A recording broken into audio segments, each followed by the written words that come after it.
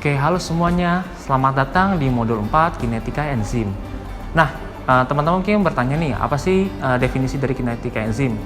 Mungkin secara sederhana kalau misalnya mau dijelaskan, kinetika enzim itu dapat dikatakan sebagai studi yang mempelajari mengenai reaksi enzimatis. Jadi, teman-teman pengen mengetahui nih, kayak misalnya faktor-faktor apa sih yang mempengaruhi reaksi enzimatis seperti itu. Oleh karena itu, pada modul 4 hari ini, kita pengen mengetahui nih faktor-faktor bagaimana pengaruh faktor-faktor tertentu dalam kecepatan reaksi enzim. Misalnya pada acara pertama kita pengen mengetahui bagaimana faktor konsentrasi substrat mempengaruhi kecepatan reaksi enzim yang kita definisikan dalam bentuk substrat pati yang terhidrolisis. Yang B, kita ingin mengetahui bagaimana faktor konsentrasi enzim terhadap kecepatan reaksi enzim yang juga nanti kita definisikan sebagai jumlah substrat pati yang terhidrolisis. Yang ketiga, kita ingin mengetahui bagaimana faktor waktu kontak atau waktu reaksi terhadap kecepatan reaksi enzim yang juga kita definisikan dalam bentuk substrat pati yang terhidrolisis. Untuk lebih lanjutnya, check it out. Oke teman-teman, sekarang kita masuk ke acara A, pengaruh konsentrasi substrat terhadap kecepatan reaksi enzim. Nah, untuk acara ini kita mesti mempersiapkan kurang lebih 20 tabung reaksi teman-teman. Untuk apa? Nanti 10 itu untuk seri larutan kita, yang 10 lagi itu untuk seri larutan juga, tapi yang untuk kontrol negatif, seperti itu. Nanti lebih detail akan aku jelaskan di belakang. Untuk cara kerjanya gimana? Simpelnya, nanti ya kalian sudah lihat kan di tabel yang disajikan, nah itu kalian masukkan dulu sesuai dengan tabel. Jadi misalnya untuk yang A itu kan, kalian akan masukkan 0,1 ml substrat pati dan 0,9 ml buffer fosfat. Jadi kita masukkan terlebih dahulu menggunakan mikropipet.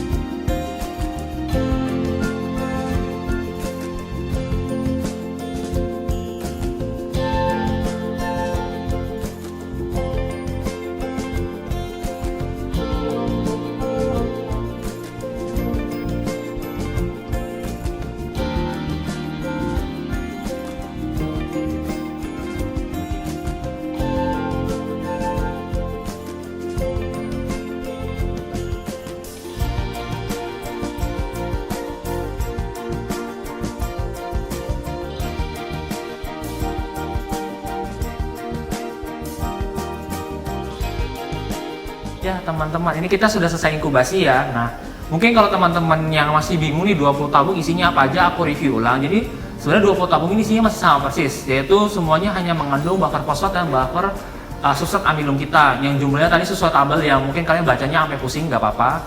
Yang habis ini soalnya nggak pusing gitu. Jadi kalau kalian lihat ini, jadi ini ada yang kontrol negatif, kemudian ini ada sampel kita. Nah ini baru di sini akan ada perbedaan. Kita selanjutnya akan menambahkan enzim dan hanya kita tambahkan enzim pada yang sampelnya aja, jadi yang kontrol itu tidak kita tambahkan. Jadi hanya 10 tabung yang kita isi menggunakan enzim.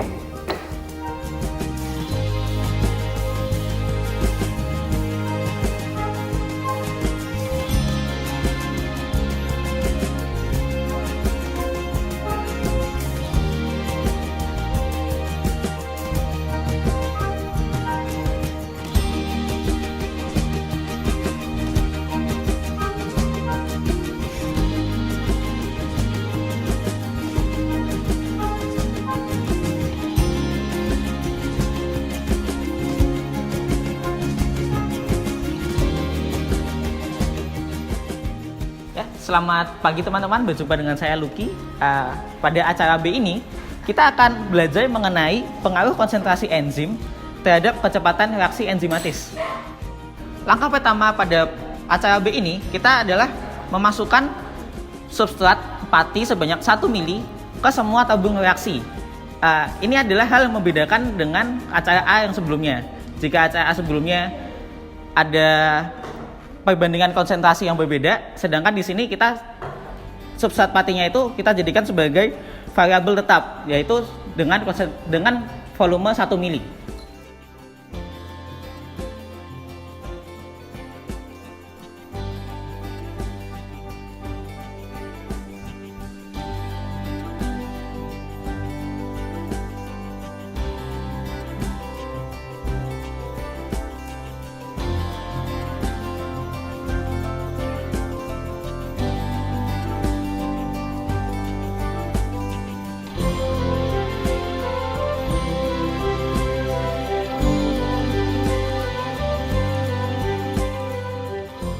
Jadi teman-teman, langkah selanjutnya setelah kita melakukan inkubasi pada suhu 30 derajat Celcius dengan waktu 5 menit, sebelumnya kan kita sudah memasukkan buffer substrat pati di sini dengan volume yang sama.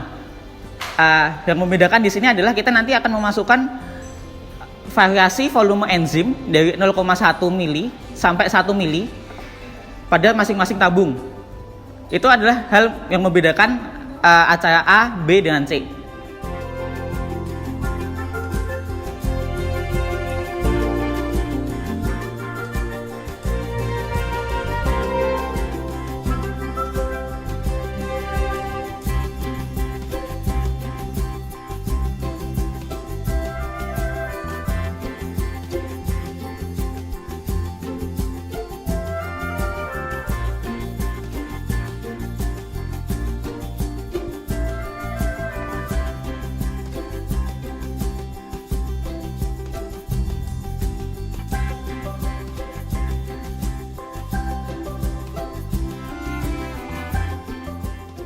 Halo teman-teman, jadi pada acara C ini kita akan mempelajari mengenai pengaruh waktu kontak terhadap kecepatan reaksi enzimatis.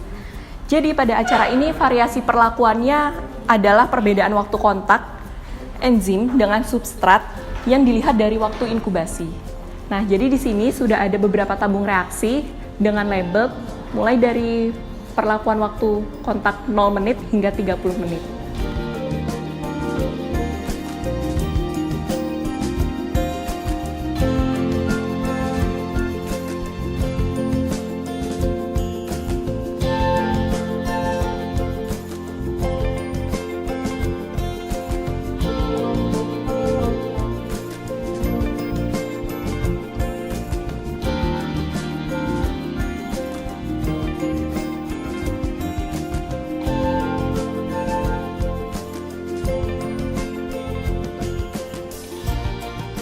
Nah, jadi teman-teman, setelah tadi diinkubasi selama 5 menit, substrat yang sudah ada di tabung reaksi ini akan ditambahkan enzim sebanyak 0,1 mili yang akan kemudian diinkubasi kembali dengan perbedaan waktu untuk perlakuannya. Jadi di sini ada perlakuan 0 menit hingga 30 menit.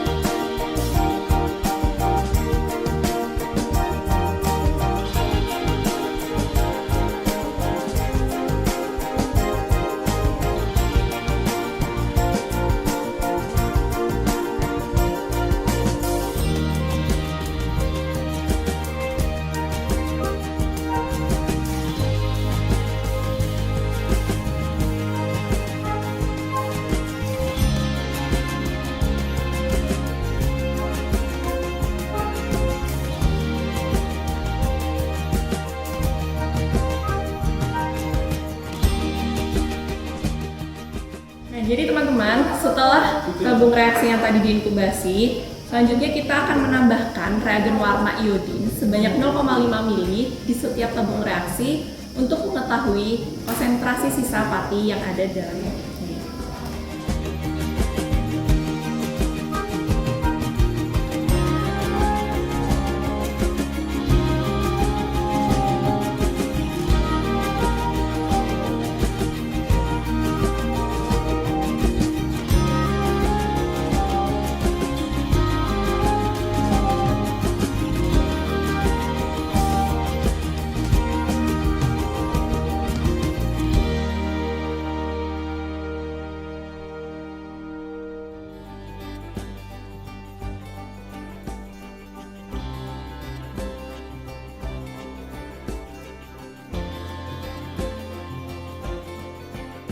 Nah, jadi teman-teman, di sini kita akan melakukan pengukuran absorbansi untuk setiap larutan dalam tabung reaksi.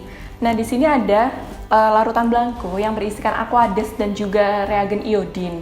Nah, larutan blanko ini digunakan sebagai standarisasi dan juga analisis.